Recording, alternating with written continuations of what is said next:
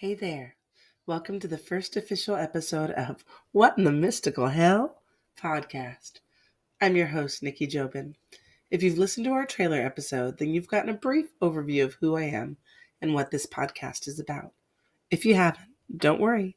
This episode will catch you up. I'm a practicing witch, a spirit worker, and a paranormal enthusiast. I'm also a pagan parent, San Francisco native, a book junkie, and I work in the bar industry. I'm co-owner of Golden Apple Metaphysical, an online shop, and the co-host of Left Unsupervised, which is Misbehaving, a quarterly vidcast. I'm creating this podcast in the hopes of connecting to like-minded individuals and other practitioners. I've been on my witchy path for over 30 years, and this journey has been mostly an incredible experience, but it hasn't all been pixie dust and full moon magic. I know I can't be the only witch to have had difficulty finding and building community, but I know how important that foundation can be. So I'm really hoping to bring community not only to other witches, but to other quote-unquote fringe people that are in need of a little magic in their lives. A little background on me. I think my feet first got put on the path when I was a little girl. I think when we're kids, we all have these magical experiences that we don't know how to explain. And then, you try to tell it to the grown-ups and they tell you, no, that couldn't have happened. There's a rational explanation for it. Okay, we believe that. Or eventually when they tell us that, we believe that.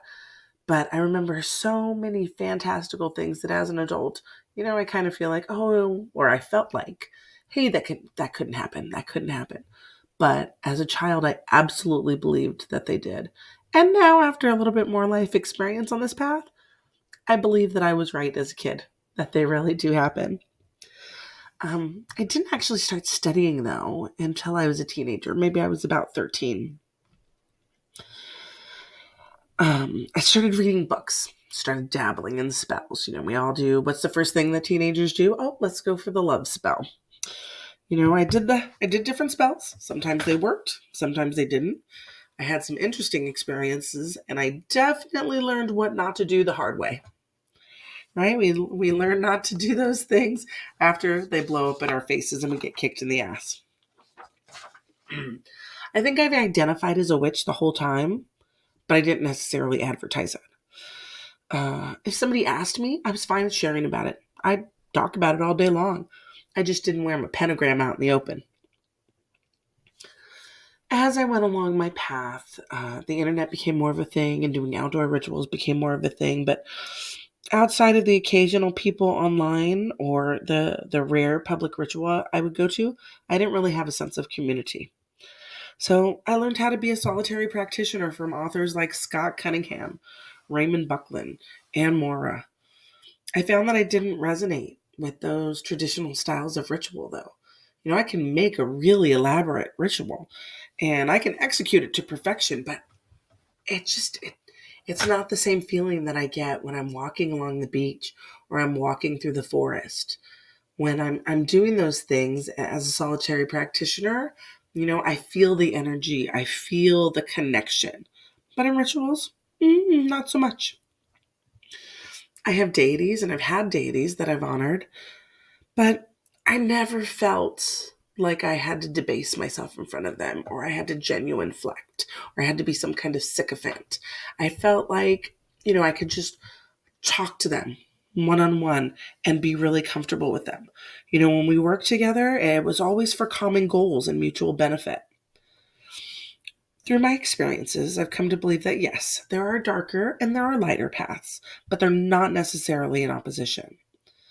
And I found that good and evil, quotes on both of those, they're not always accurate labels. I've worked with supposedly good beings that are complete and utter dicks. They have no thought for beyond whatever their goal is, and they don't care about collateral damage as long as their goal gets accomplished. On the flip side of that, I've worked with darkers or supposedly evil beings that have felt called to protect this world and have done important things for me without trying to make a deal or, put me in a position where I owe anything. I also found that aspects of different paths resonated for me. Some things didn't, some things did. But when I talked to other practitioners about it and asked them, what they thought and if that was something that they experienced, I kind of got like weird looks and, half answers, or maybe they didn't know. Everybody that I talked to was like, well, I do ritual and it works great for me. And I would kind of sit there and scratch my head going, what am I doing wrong? Why is it not working for me? I definitely couldn't talk to my family for answers, or I felt like I couldn't. Much later, I found out that, my grandmother and other family members had certain gifts, but it wasn't anything that we talked about. They were very, very Catholic. Though, as a side note, I do feel like Catholics are kind of the closest to polytheism out of all of the major religions. That's another episode in itself. So at points on this journey, I felt completely alienated. And other times, I felt like a fraud, deluding myself, thinking that I was a witch and I really didn't know what the hell I was doing. But then I really thought about it and I realized I couldn't deny the things that I'd seen, that I'd felt, that I'd experienced. Eventually, I kind of kicked myself in the ass and I said, you know what, let's focus on what we can control and just take the path one day at a time. I still tried to connect with other practitioners and went down that rabbit hole of the internet trying to see if I could find any specifics or recountings of people's experiences that were similar to mine. And I'd really try not to get frustrated and give up when I didn't find the answers that I was looking for. Every once in a while, I'd meet somebody and I'd get some great nuggets of information. I'd get a little bit closer to what I was looking for. And, I met some, like I said, I met some really nice people. Wasn't always the same, though. Some of those nuggets came with the offer to learn a real path and learn real magic and, come do a ritual with us. And, you'll learn the right way to do things rather than this hodgepodge that you're teaching yourself. Well, I would smile and nod and politely decline and then just go along my merry way. I wasn't too worried about the validity of my own path. I was just a little lonely sometimes. Then one day I'm searching along the interwebs and I find meetup.com. I didn't realize that there had been a website where you could actually go and meet different groups. To my surprise, I found quite a few witchy groups and even some paranormal groups as well. So I kind of signed up and joined all the ones that I thought were interesting. And, I went to a few meetups. They were nice. Not always exactly what I was looking for. Again, I met some nice people, had some really good conversations, but still wasn't a great fit. Then one day I found Emperor Norton. The Emperor Norton Magical Social of San Francisco. Now, the name's changed slightly since then. It was a newish group, but their first meetup was coming up. So I RSVP'd and I hoped that I'd be able to make a connection. And then when the day itself came, I felt like a little kid attending school for the first time. What if I didn't make a friend? What if I met these people and, worse than just not connecting because our experiences were different. But what if they looked at me and they were like, what the hell are you talking about? You're not a witch. Get out of here. I don't know if you've ever felt like that as a practitioner, but I've talked to some people since then and I found out it's a real fear. I think we all kind of feel that, what do they call it? Imposter syndrome sometimes. I learned to get over it. Well, some days more than others.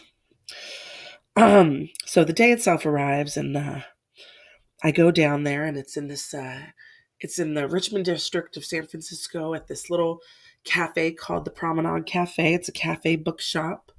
That's where the meetup was being held. If you're from San Francisco area, it's by the Balboa Theater. It's a really cute place.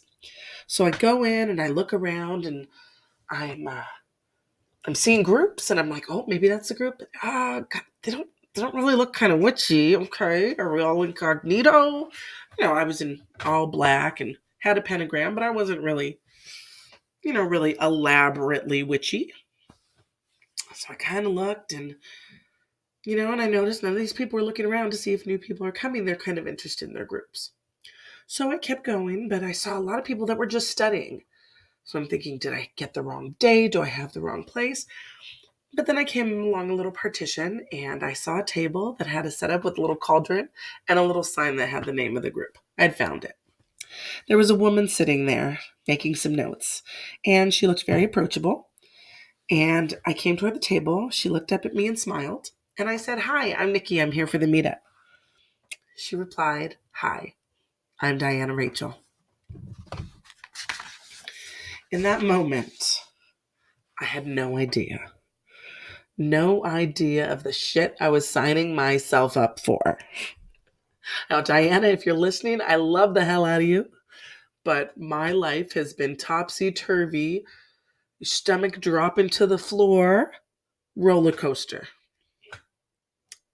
A side note, I love it. Yeah, I had no idea how much my life would change. That day, I can't remember if anybody else showed up for the meetup group. I really can't remember if anyone showed up for the group. And I don't remember exactly what we talked about. But what I can tell you, looking back, is that the first foundational blocks of my community were set that day. Didn't know it then, but it was the start of something beautiful.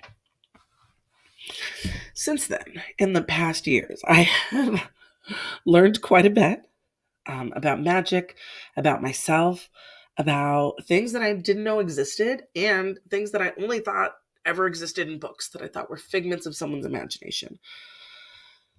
I have learned that these things are real, no matter how far-fetched sometimes they seem. I have seen things and experienced things that have no rational explanation, if that's what you're looking for, no scientific explanation. But yet they are. There they are. And I've changed. I guess I've evolved into more of the witch that I'm supposed to be. I've learned that there are reasons that I've always seen the world that I do, and that my gifts have a purpose. I've learned that I have more gifts, sometimes more than I'm ready to deal with at the time. And, whether or not you want them, you have to use them and control them. And, that is a process. I'm learning more about belief rather than blind faith. So blind faith, you keep slogging along no matter what life throws at you. But I've come to learn that belief can shape your reality. And you have the right to question things. You have the right to wonder, what the hell is happening to me? Because in the past 6 or 7 years, I've asked myself that more than once. I've had experiences that, again, I would not have believed were possible, but I had other people there with me. I had other people sharing the same experiences, feeling the energy and saying, yes, this really happened. I say that belief can shape your reality because I truly believe that now. Funnily enough, belief in believing. I have learned that there is a difference between being quote unquote crazy and accepting that the world is a crazy place, to which I just happen to have a certain insight into now. That is still a work in progress. I'm still getting used to that. There were several days when I'd wake up and go, "Oh, today's the day. Today's the day they're going to take me to the funny farm." Yet I'm still here. I've learned things about myself and about my heritage that I never, ever would have guessed. And I found a lot of synchronicity in that. And I'm slowly learning. I haven't learned. I'm slowly learning how that connects to my purpose, to the things that I'm supposed to do.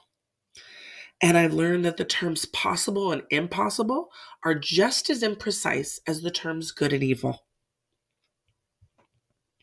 They're imperfect labels, but as humans, we have to label things so that we can try to understand them. But these concepts are so incredible that, sometimes we just can't in the moment. And there's a reason why, but eventually that understanding will come to us. I've rekindled my interest in the paranormal.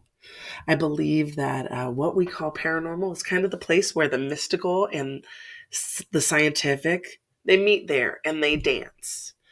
Science has not completely caught up to where we were, to where we are, but it's getting there.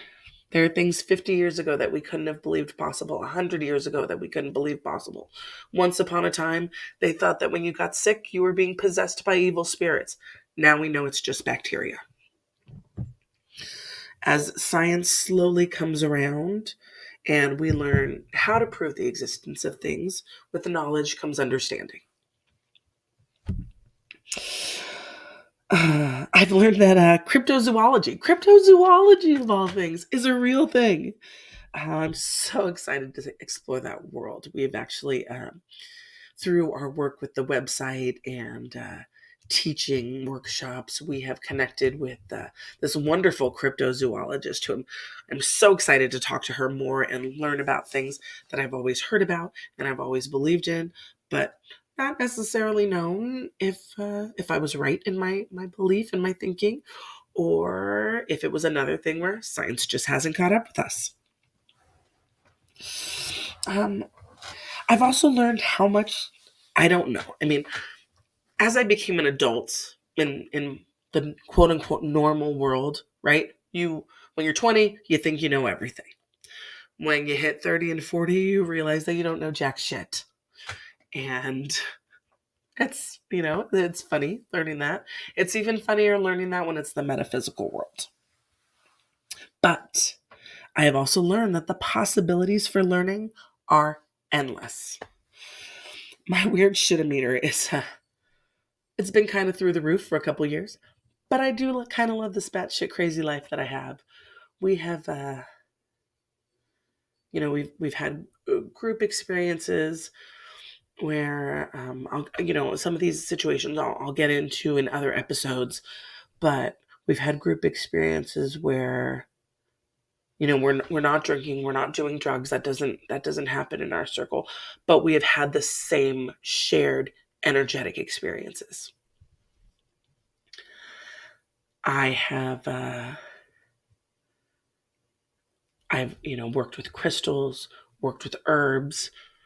I currently create products for our shop, and I use the energy from my experience, that energy that you feel like when you look back on an experience in your life and you remember the way that you felt, if you can feel that buzzing and that vibration in yourself, like how to transfer that feeling into something that you create is a very real thing.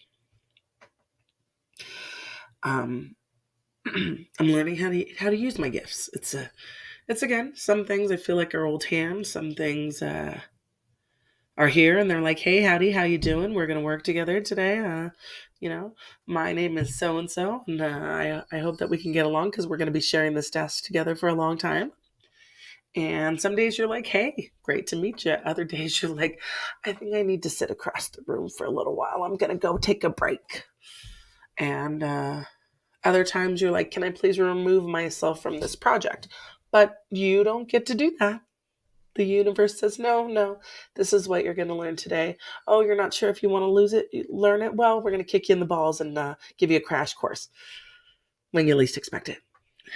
And that's just how life works. It's not any different in the metaphysical world than it is in the regular world. And, some days you just hope that you don't get sacrificed to an elder god. Really. But one of the side effects, now it sounds crazy. It probably sounds incredibly intense. But one of the fun parts about all this is that you get good things that happen. I'm living a life right now that I never would have dreamed. And I'm happy. I mean, you get mad about stuff every day, but overall I'm happy. I have, family and friends. I have a community that I never thought that I would have as a witch. And that's kind of the journey that I'd like you to go with on me.